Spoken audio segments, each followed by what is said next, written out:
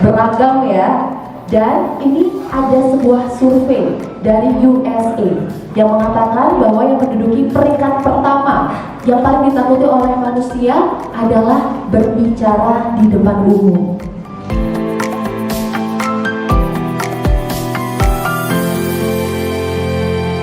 Kampus ini memiliki nilai IP yang terbaik di Nusa Tenggara dan Sebali. Yang kedua yaitu fasilitas gedung yang mewah dan megah.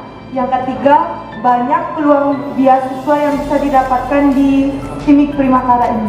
Nah, di sana saya diajarkan bagaimana caranya public speaking, berbicara depan umum, ataupun yang lain-lainnya. Di sana saya juga dapat banyak menambah teman yang bukan hanya di sekolah saja, tetapi juga di luar. Kita udah punya gambaran itu, seperti bagaimana kita cara nanti dipanggungkan. Namun setelah dicoba, kenapa tiba-tiba istilahnya aja memplay gitu, aku lupa.